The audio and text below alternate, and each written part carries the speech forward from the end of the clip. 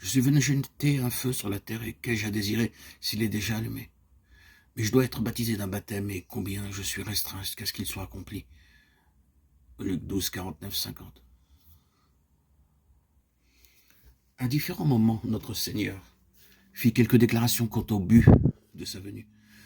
Le Fils de l'homme est venu chercher et sauver ce qui était perdu, Luc 19, 10.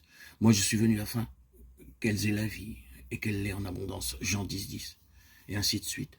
Nous trouvons ici une de ces déclarations quant à l'objectif de sa venue. Je suis venu avec toutes les autres choses pour lesquelles je suis venu. Je suis venu jeter un feu sur la terre.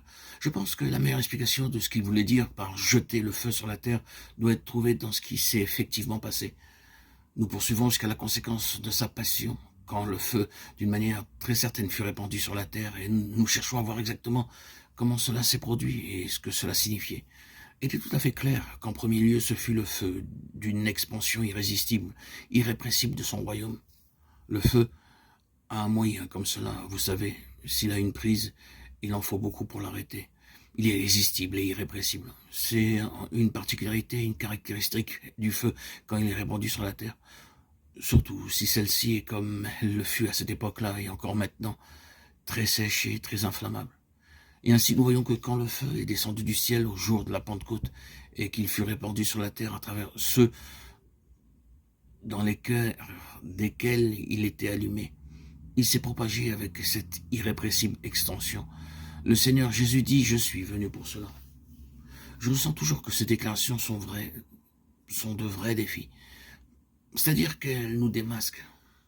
Disons très simplement que si le but par lequel Christ est venu est d'avoir un accès libre par le Saint-Esprit qui effectue son œuvre sans entrave, il doit y avoir ce quelque chose qui est irrésistible et irrépressible.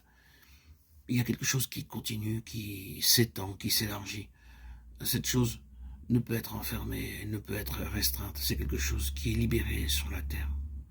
C'est ce que le Seigneur a voulu dire par la déclaration complète. Quelque chose s'est libéré.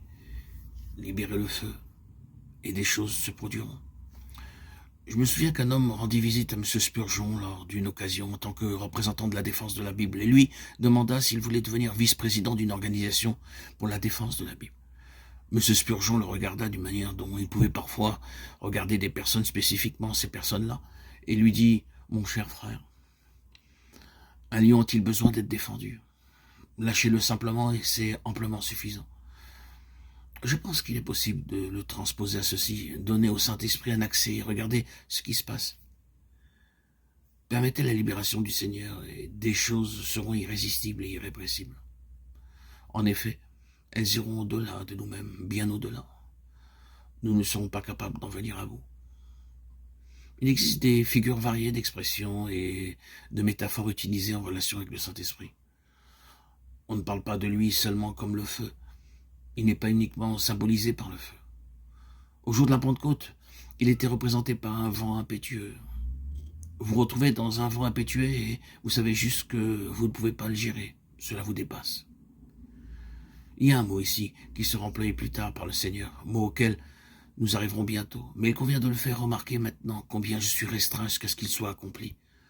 Ce mot restreint est très intéressant dans le Nouveau Testament. Il nous est communiqué sous différentes formes. Il signifie contraint, et ce mot se trouve dans les évangiles.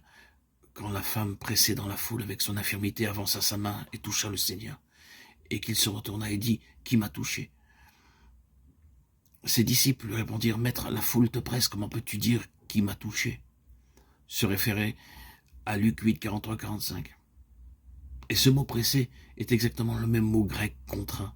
Vous savez ce que c'est que de se retrouver dans une foule? Peut-être l'avez-vous expérimenté récemment. Tenez-vous au sein d'un énorme attroupement et voyez seulement si vous pouvez vous y opposer, si vous pouvez la retenir. Non, c'est ainsi. Retrouvez-vous dans une foule et vous devez aller avec la foule. Ce n'est pas la peine. Vous ne pouvez que la suivre.